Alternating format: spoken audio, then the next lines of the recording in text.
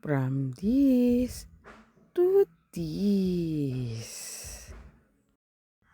At ayan na nga, inumpisahan ko na nga maglakad-lakad dyan nang maramdaman ko naman ang hangin galing sa karagatan. At syempre, habang naglalakad-lakad ako dyan, nagmamasdan ko ang buong kapaligiran dito. Parang last year pa ata kaming nag-swimming, ngayon na lang uli na ulit. Kaya eto ako ngayon naglalakad-lakad, nagmamasid, baka may masimot na kayamanan. Joke lang po.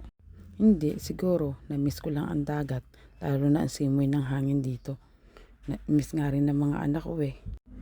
Ayan, pagmasdan nyo ang mga nakuha ko sa video.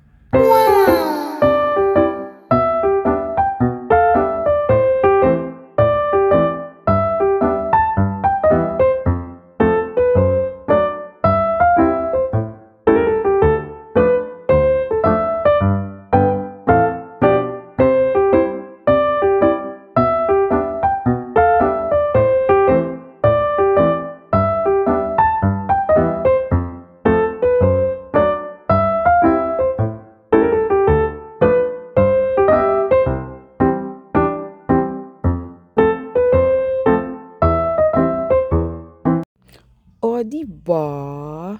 Ang sarap nilang pagmasdan. Kaya kayo, pumunta na rin kayo ngayon at mag-swimming na rin kayo dito sa Lemery. Ano pang inaantay nyo? Hinahanap na rin kayo ng dagat.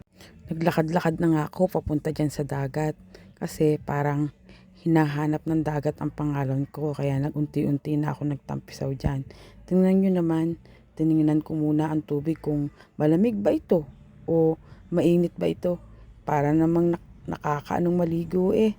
Ang lamig-lamig. Tapos ganyan pakakulit ang iyong anak. Naku nga, tayo nyo naman ang ginagawa sa akin. Parang ayoko na sanang maligo. Sa pagkakataong iyan, talagang lumublob na rin ako sa tubig. Talagang hinahanap ako ng karagatan. Tingnan nyo naman, ang sarap. At ayan na nga, umahon na ang mga junakis ko para pakainin sila. Tingnan nyo naman.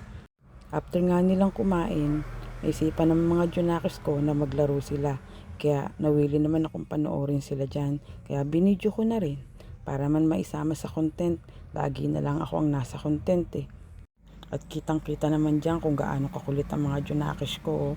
Tingnan nyo ang panganay ko.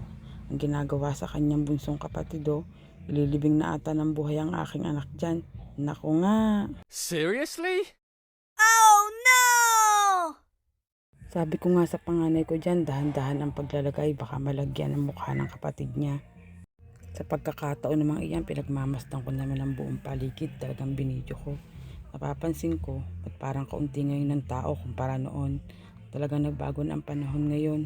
Kasi nga, mahal na nga ang gasolina. Kaya ngayon, naninibago ako. Kasi bilang na bilang ang tao na nandito nakasama namin.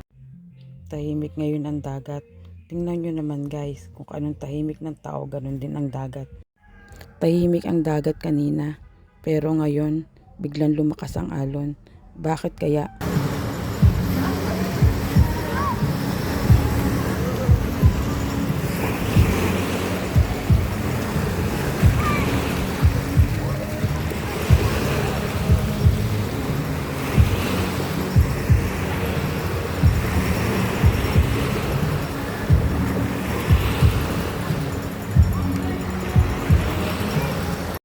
Ito na nga yung part na malungkot, yung pauwi na.